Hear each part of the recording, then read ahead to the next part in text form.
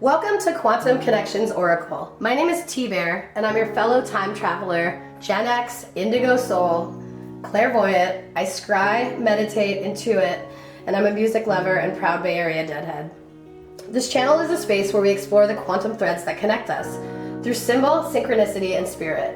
All readings are here for entertainment purposes only, and I ask that you never give your power away to me or any other reader. I'm here to hold space in the quantum field where free will is the true guiding force. If what I'm sharing touches your soul, please help me grow the space with a subscribe, like, or comment. And I'll be offering private readings. What you'll find on my channel are timeless readings for individual signs. And you'll also find timely readings for individual signs. So look at the title to see what vibes for you. I will not be reading for Scorpio or Taurus at this time in the general public, but I do offer private sessions for those signs. And if you work with me directly, you can send me a DM and the information will be in the box below. I do not practice black magic or any forms of punishment in my magic. I consider myself an optimistic chaos magic practitioner. My practice is rooted in earth-based worship guided by animals, plants, nature, and symbols. I like to feel into what I'm reading. My style is abstract, poetic, non-linear, and will always be turned towards the truth. I ask nicely that class watchers tread lightly, use the information here only with good intentions, and take what resonates and leave the rest. Please check your sun, moon, rising, and Venus signs as well on my channel. I personally read and love watching for rising signs. They're also called your ascendant, and I feel that's where the real sweet spot lives for making change with your free will. There's a magical intent in your rising, a kind of cosmic vignette showing what's possible and what to be cautious of. It's like a treasure hunt in the quantum. Your sun sign shows you what you already know and what you've likely already settled into. Your moon sign reveals the emotional layer, the hidden, the shifting, and the not yet discovered. And Venus reflects your values in love, beauty, creativity, and relationship. If you're new to all this, take some time to explore your natal chart before checking me out or alongside it. It's a powerful map that gets clearer the more you look. At the beginning of every reading, I sound my singing bowl to clear the space. It will be a loud, sustained sound, so tune in, turn on, and turn it down if you're sensitive to that frequency. I'll also have lit a chalice present during each session. Your cards will have already been selected, sometimes with notes, sometimes without. You'll get used to it. I believe in keeping the reading centered on you, not someone else, the person the reading is meant for. I don't go poking around in other people's energy. They're constantly shifting. It's better to stay rooted in your own energy field and your own free will. So thank you so much for hanging out with me, and let's roll down the quantum road together. Welcome, Libra. Today we are going to check in with the energy for the lovely Librans out there. I'm going to sound the bowl so we can kind of join the space together.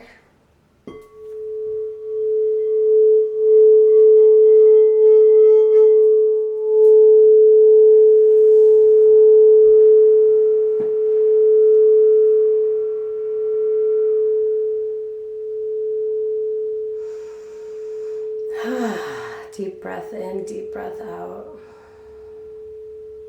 What does the universe have to tell the Librans in my life and in your life today? That is the question.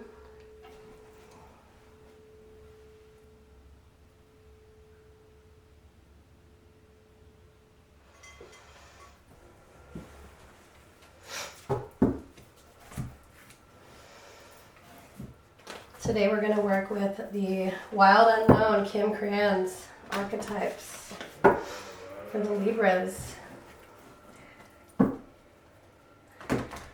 What does the universe have to say to our lovely Libras?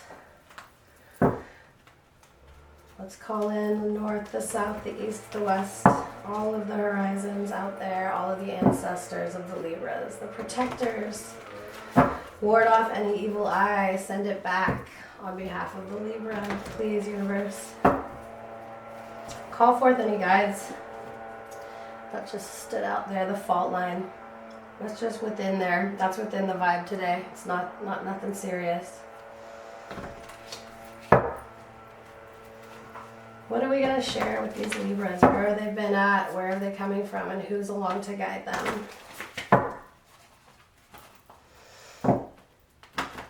Protect this reading as I deliver information to the Libras, October babies in June of 2025. Thank you.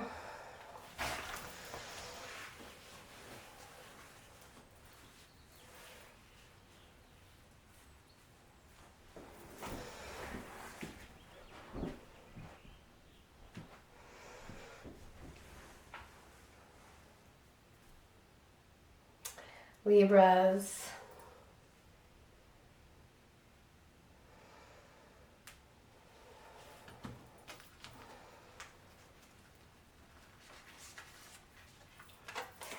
The Warrior is your current situation.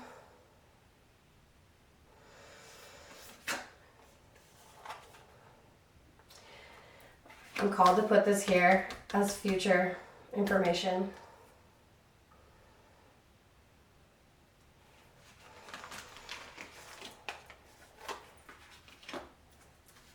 So we have the Mountain as the helper card in the past. We have the Warrior as the current situation. We have Gnosis as a helper in the future and what will be guiding us into our next phase of being a Libra. Let me take a look.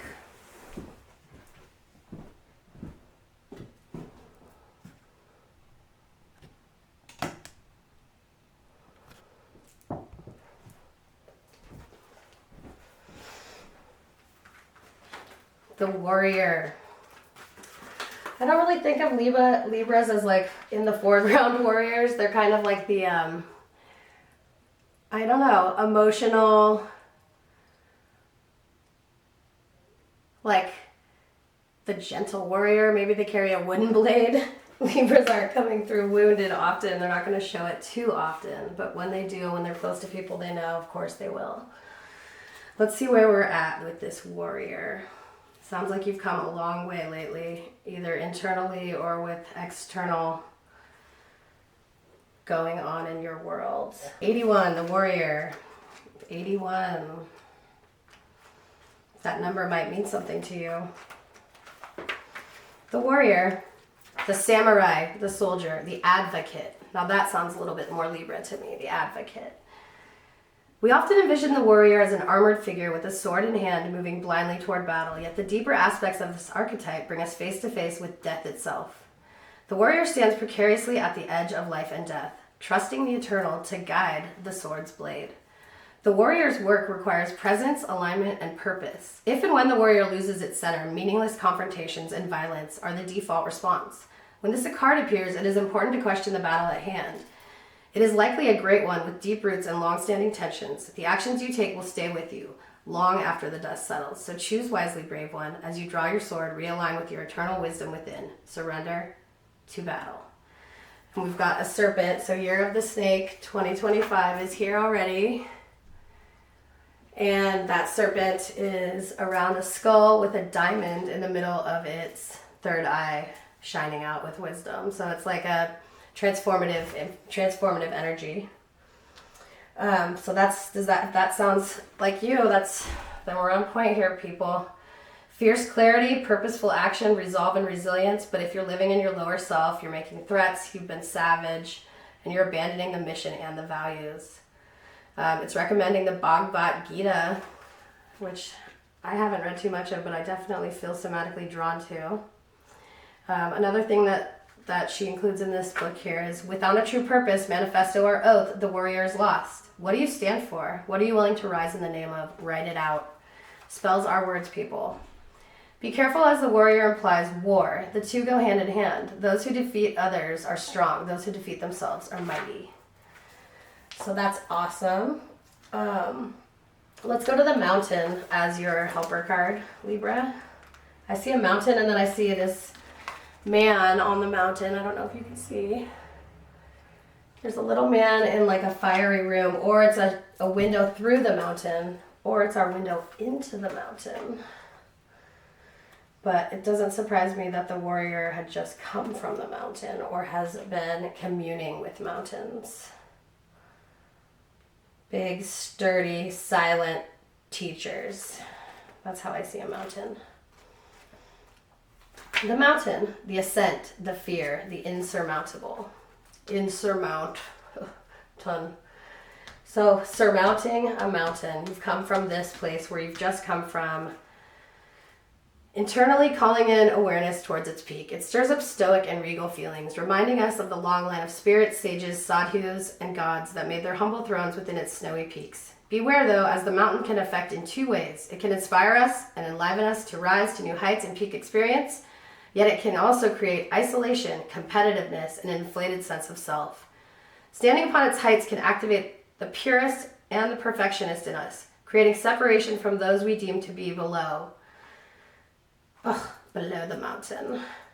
No matter how high you ascend, remember that it is within the core of the mountain that the gems, minerals, and jewels reside, where all the little Keebler elves and trolls and mystical gnomes reside. If you think it's all about going up, you're following the fool's path and missing the miner's magic. So, grounded in the eternal, steadfast, and uplifting, but when you find yourself in lower self in the just a little bit recent past, maybe you saw someone being ominous, daunting, isolating, and frigid. And a poem that's recommended here would be The Poet Dreams of the Mountain by Mary Oliver. So let's use this to look at how the warrior became in this position here of what's going on. And hopefully you got there, with a steadfastness, keeping yourself upright. Because that will send us towards Gnosis. 217. That number might mean something to you. Inherent knowing, mystic truths. True knowledge is not found in facts and figures, in scholarly books on library shelves. Rather, Gnosis points to the deep and timeless archetypal wisdom that rises from the felt experience of having touched the unknown with every one of its senses. Those who are drawn to Gnosis find themselves in esoteric studies, likely involving mysticism, alchemy, healing, or perhaps science. Knowing is their calling, not knowing is their job description. No matter how far the alchemists take their studies, they come to the ultimate conclusion that facts slip toward mystery, and soon the mystery results in facts. This card signifies a knowing that is life-changing. Can you see your card? Hopefully my single focus is working. Yay! With this bird flying out of that's technically flying from the root chakra into the crown chakra and above the crown chakra, so it's awesomely flying. It's kind of an Ouroboros situation going on, which is awesome. Snake eating its own tail. No matter how far alchemists take their studies, they come to the ultimate conclusion that facts slip toward mystery, and soon the mystery results in facts. The eternal mystery is calling you. Study your passion in the deepest way available to you. Contemplate the mystery. There are unanswerable questions. That is totally living on your lighter side, when you're just able to be in wonder up there as you move forward out of warrior and out of mountain. It's asking you to stop over intellectualizing and literalizing and asking others. Go inside. So that's interesting. The man is in the mountain.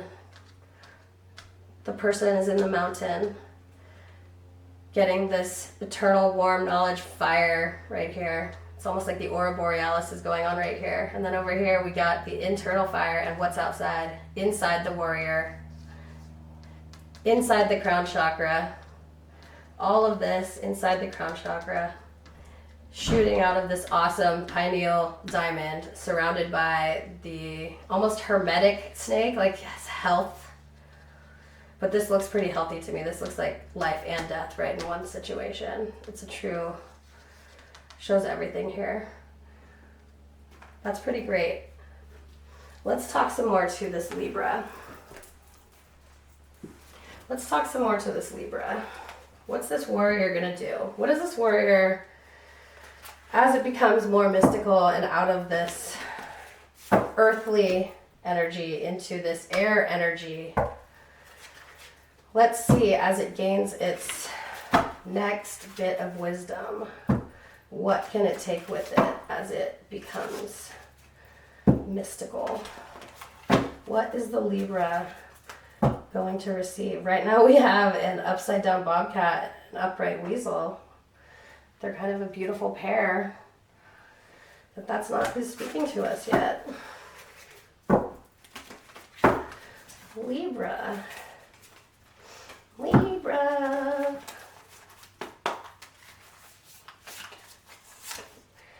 The Hound and the Pair. Loyalty.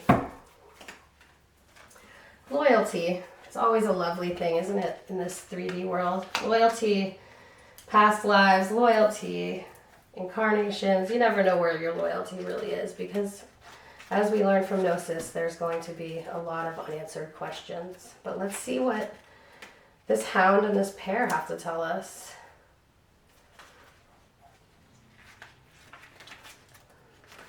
The hound is the ultimate symbol of loyalty and friendship. Stories abound in folklore and throughout history of dogs protecting their companions, saving children, and alerting their masters to danger.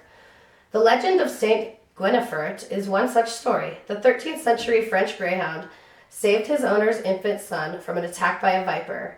When the owner came up upon the scene, he found Guinefert in the bloody jaws, sitting beside an empty cradle. Believing the hound only to be the murderer, the owner killed Guinefert. Only later, when he heard his son's cries and discovered him beneath the cradle next to the dead snake, did he realize his tragic mistake.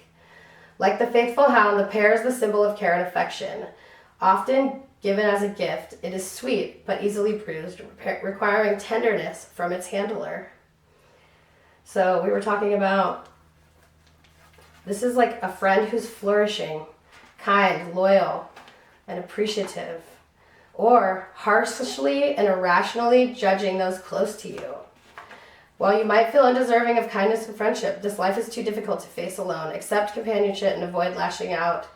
Accept companionship and avoid lashing out at those who care for you. Am I a loyal friend? How can I improve my friendships and my companionships so I feel loved and appreciated and they do too? That's a great question.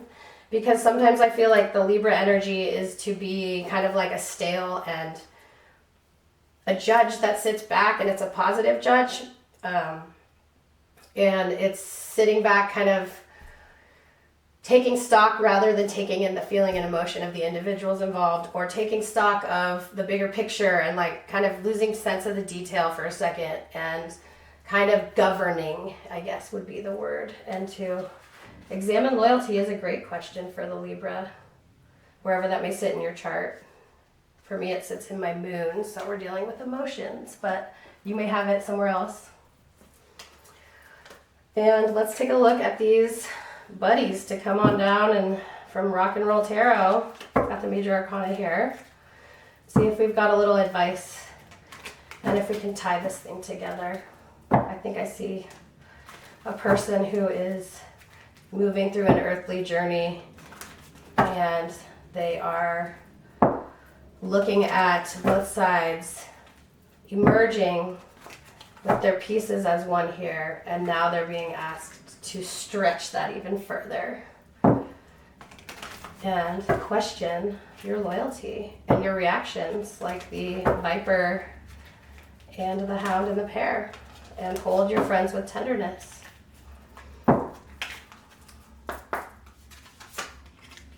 We have Beyonce, the Empress. That's badass, okay? And Beyonce is sitting on her throne, full of Empress energy, having come through decided loyalty, reactions, learning to curb their enthusiasm as far as judgment, bringing it back to a mystical way of being, realizing you're the queen bee, okay? Queen bee, bzz, bzz. And this is beautiful. I think the Libra, you guys are always gentle, but I think what's happening here is it's saying, check, are you being gentle? And then don't check everything, like check all the boxes, check all the stuff, check all the paperwork. No, just check in with yourself. Are you being gentle? Are you being a reactionary? Are you doing it for something you think is a greater good? Do you want to think from over here, or do you want to think integrated? Gentle warrior. But then you get to be queen bee too. And you'll have loyal friends. So Libra, I hope you like it. This is what I got for you today. I'm really grateful you came here, and I hope you resonate with any of this at all. I'm having fun vibing in and getting to know you guys and seeing if you like to get to know me and what I'm offering. So feel free to like and subscribe, and I'm hoping to build the channel and we can see what comes of it. Have a great day.